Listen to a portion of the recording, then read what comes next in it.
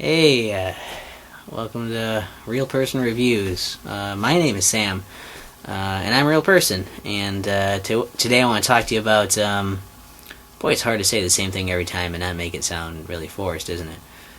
I want to talk to you about Jetpac.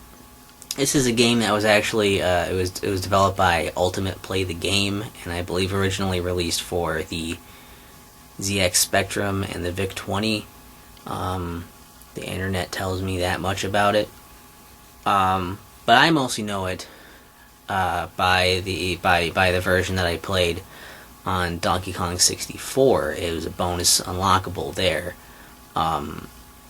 because Ultimate Play the Game later became Rare, so they were the ones that they still had the rights for it and stuff. So they put it on there as like a little bonus thing you can get for getting so many banana fairies and then unlocking that to play anytime, or by talking to Cranky, and you can play that game in the game at a certain point in the game, and then every time you talk to him, he'll ask you if you want to play that. I wanted to talk about that. So, kind of weird one to go into, but probably, a shorter one. That's just like, I haven't played any other versions of it. That's the version I played, so that's the one I'm talking about, and hopefully that's okay. And, there's going to be a written review you can check out in the description if you want, so whichever. So Jetpac is pretty simple. As far as I know, there's not even any story to it. You're just a jetman on an alien planet, and you have to assemble a rocket ship by picking up the pieces and dropping them into the drop spot, and then picking up the boxes of fuel and dropping them onto the ship until the ship is full, and then it starts blinking, and then you can walk into the ship, and then it takes off, and you go to the next planet. Every planet has these the exact same setup of it's a flat bottom and then these three platforms in the air, and they're little alien things floating around in the sky of various colors. And as you progress to each different alien planet, they just start different aliens until a certain thing. There's only like maybe 8 types or something, then they start looping, something like that. And every time you, basically every once in a while after you've filled up enough ships and done it enough times, you'll get a new ship model, and you have to assemble that one.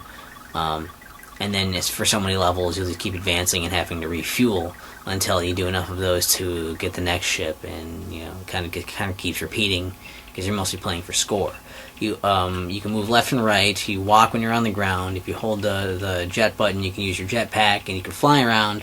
And you move a little faster left and right when you're in the air, and that's how you go up, is by doing that, and then you go back down by letting go, obviously. You also can hit the fire button to shoot a little, thin little laser. You have a little laser gun that can kill the little alien things that are flying around. Because if they touch you, you die, you run out of lives, it's game over, and I think every so often you'll get a 1-up for your progress if you get the new ship. Every time you get a new ship, I think you get like a 1-up, something along those lines. Also, when the fuel comes, it kind of randomly falls from the sky in different locations. You have to go and touch it to pick it up, and then fly it over the ship to drop it over it. Then there are these other items that fall down from the sky, kind of in this, and again, semi-random, like falling positions where they'll fall down, and you can get those for some extra points. You can also hold down the fire button. As far as firing, you can hold that down, and you'll shoot this constantly, like auto-fire, so there's also that.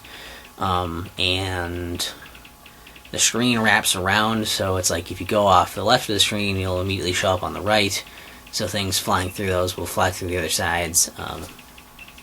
And basically you just keep going around shooting things, building ships, fueling them, refueling them, and doing that until you inevitably die, and just see how high you can get your score.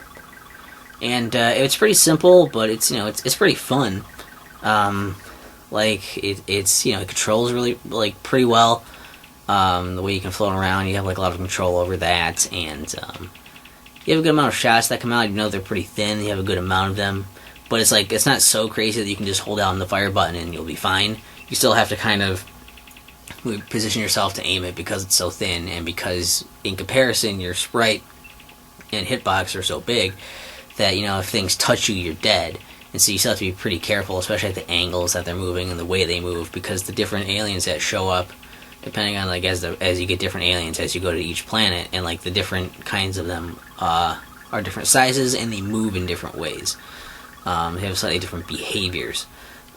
So it does kind of keep you on your toes. It's not just a sit back and shoot everything, it'll be fine kind of thing. You still have to go and like pick up the stuff and like put it in, so it's like it's interesting the spawn positions and like, you know, how gutsy are you feeling, how confident are you feeling in your movements and the enemies to go and do the things. And like it's also super colorful.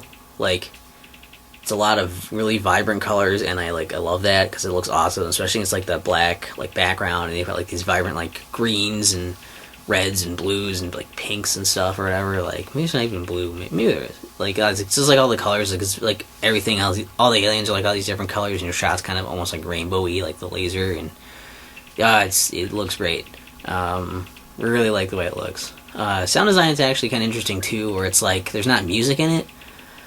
It has like sound effects, but like, you know, there's only sound effects like when the aliens like die, they make a sound effect. Your gun makes a sound effect when you're shooting.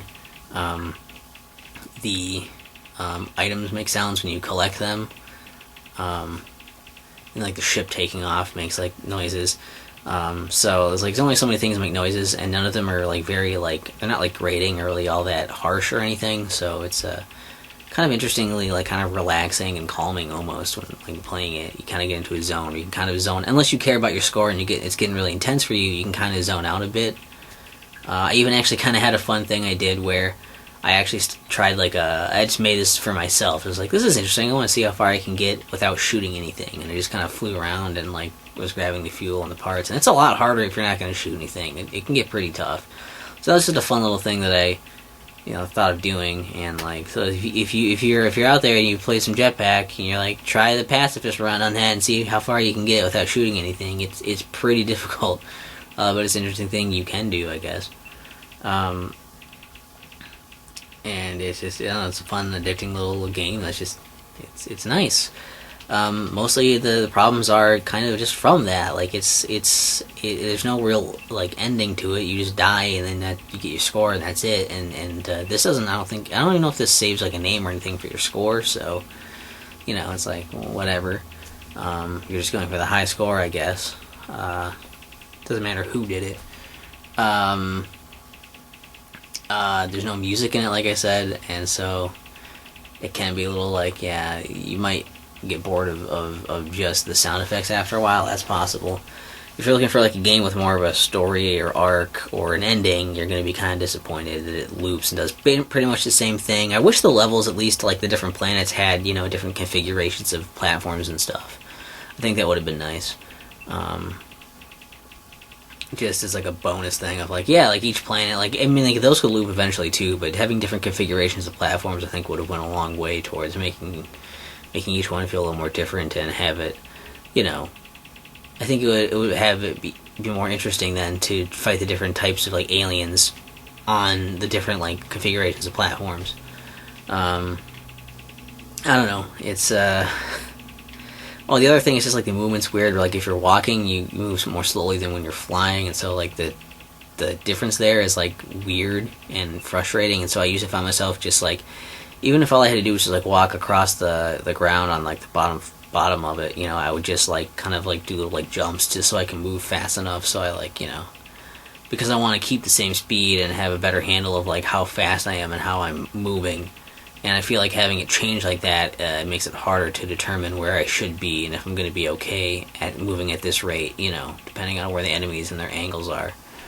And I think that there's a weird thing with the movement also, where it's like, if I can just inch along pretty easily and whatever, and it's fine. I can just move a little tiny bit when I'm walking.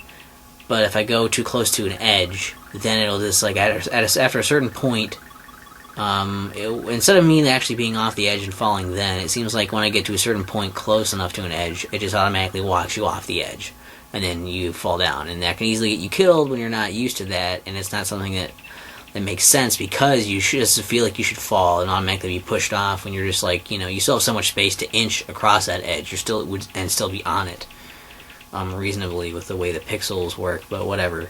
Like that's like frustrating, and so you have to be really careful of that. And then also the enemies kind of just spawn in from the sides of the screen, so if you're going through and like you shoot some enemies and you're flying towards the edges to go across there, it's very likely that an enemy will just spawn right on top of you and kill you immediately. And that can be really bullshit at times, because it's like, I just, like, you almost have to like not kill things when you want to go towards the edge of the screen, because otherwise you risk just making them spawn right on your head. So that can be kind of tough. It's kind of almost riskier to use the edges of the screen to get across more quickly than to just go on the screen where, like, more in the middle. Even if it's technically a lot further away to do that, because you can still keep an eye on things and like fight off things that aren't, that are spawning on the edges, since they'll never spawn on you in the middle like that.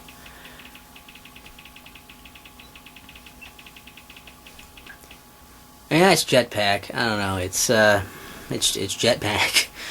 It's a fun little game. I like it. I don't know what you can get it on. Anyways, there's maybe on some collection. It might be on Rare Replay, actually. It's possible.